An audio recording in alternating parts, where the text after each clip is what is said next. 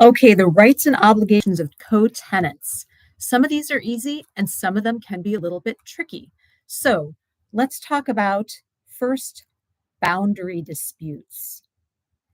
A co-tenant in possession does not have to go through the judicial process to handle a boundary dispute.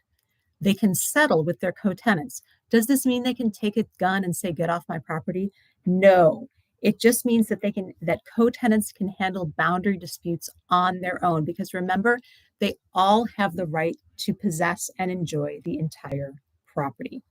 Okay, also, let's say we have a parcel of land and it's owned by our favorite people, Annie, Bob, Carrie, and Dan. Some of it is wooded with a stream that's great for fishing, and some of it is just rocky and gross. Okay, they all get the right to use and enjoy the entire property. Therefore, they all get the right to the natural resources of the property. Everyone has the right to use and to remove the natural resources according to their proportionate share.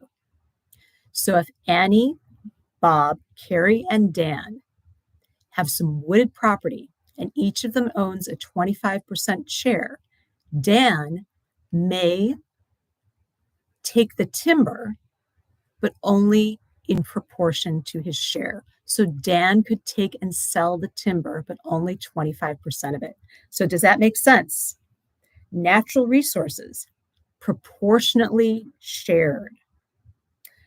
Okay, this would go for things like mining interests or subsurface coal or whatever. Okay, so we know this. Can you force a co-tenant to pay rent? No, of course not.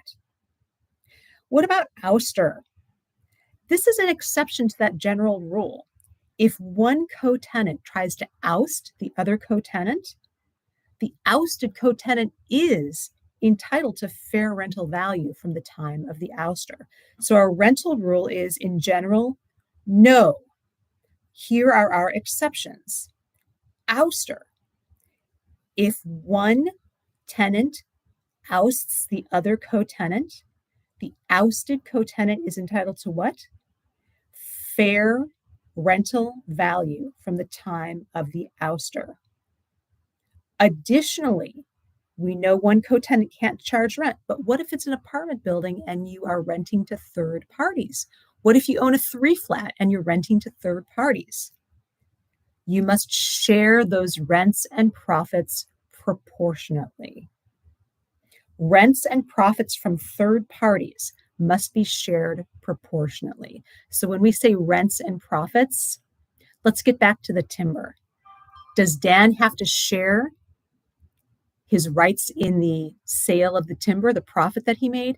Yes, he does. Okay, so the rule is one co-tenant cannot charge rent to the other.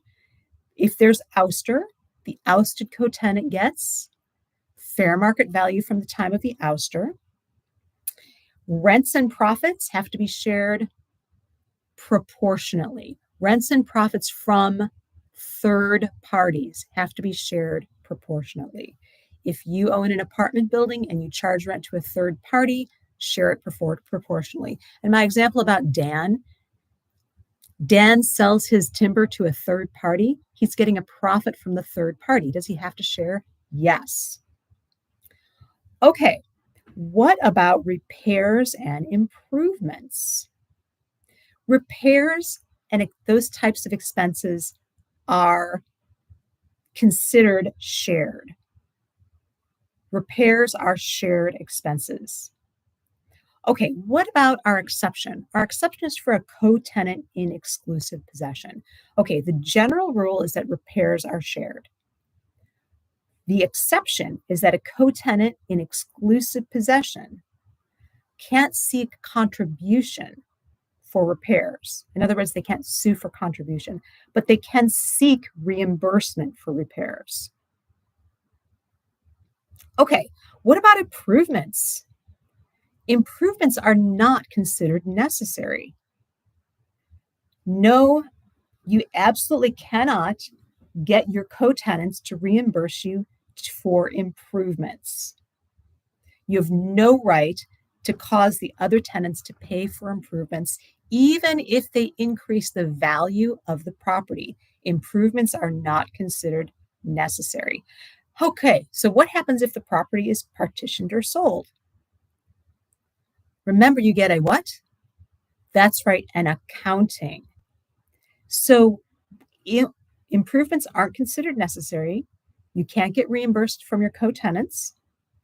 But if the land is ever partitioned or sold, that co-tenant who made the improvement can seek an accounting and claim those profits. Okay, finally, a foreclosure and a tax sale. Okay, you don't pay your taxes? Oh boy, property is subject to a tax sale, and we know what foreclosure is. So let's say the property is foreclosed on, or we get a tax sale. If one co-tenant buys the property at a foreclosure or tax sale, they can recover debt from the other co-tenants.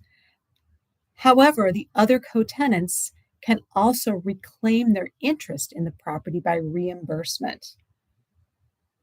So it's kind of a double whammy there. So here's the rule. Outstanding title. Title to a parcel of real property that is owned in co-tenancy.